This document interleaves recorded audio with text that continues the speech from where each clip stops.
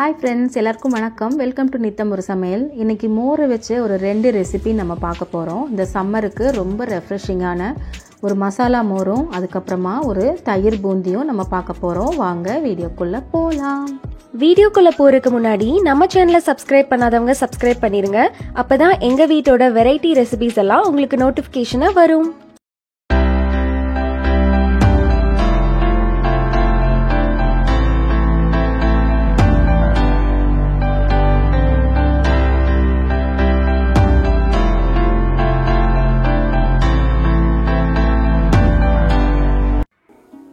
இப்போ இந்த தயிர் பூந்தி செய்யறதுக்கு ஒரு மிக்ஸி ஜார்ல ஒரு பாதி பச்சை மிளகாய், ரெண்டு சின்ன துண்டு இஞ்சி, 4-5 பீஸ் மாங்காய், அதுக்கு அப்புறமா கொஞ்சம் மிளகுத்தூள், சீரகத்தூள், சாட் மசாலா, கொஞ்சம் பெருங்காயத்தூள், அதுக்கு அப்புறமா கொஞ்சமா உப்பு சேர்த்து 1 கப் தயிர் சேர்த்து நல்லா அரைச்சிட்டு வந்துக்கலாம்.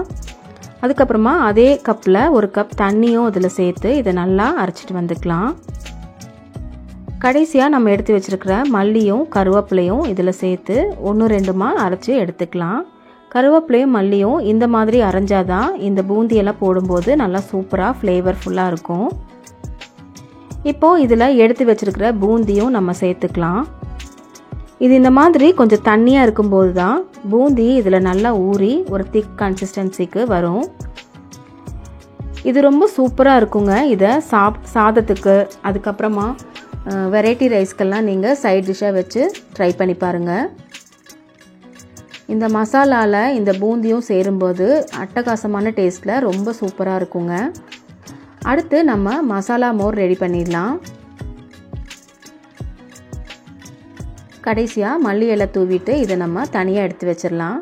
இப்போது அதே மிக்ஸி ஜாரில் எடுத்து வச்சுருக்கிற அதே பொருட்களெல்லாம் நம்ம மறுபடியும் சேர்த்துக்கலாம். ஆனால் இது கூடவே இப்போ கருவேப்பிலையும் மல்லி இலையும் நம்ம சேர்த்து ஒன்றா அரைச்சிக்க போகிறோம்.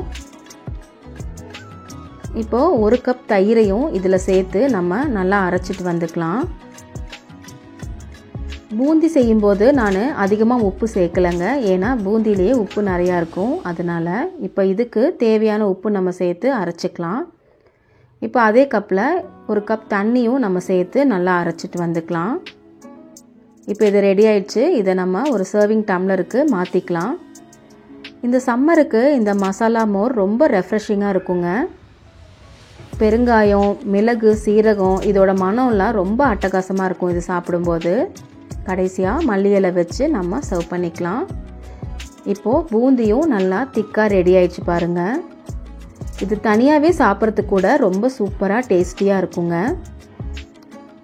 இந்த மசாலா மோரும் இந்த தயிர் பூந்தியும் உங்கள் வீட்டில் நீங்கள் கண்டிப்பாக ட்ரை பண்ணி பாருங்கள். இந்த வீடியோ உங்களுக்கு பிடிச்சிருந்துன்னா லைக் பண்ணுங்கள், ஷேர் பண்ணுங்கள், சப்ஸ்கிரைப் பண்ணுங்கள். Happy cooking.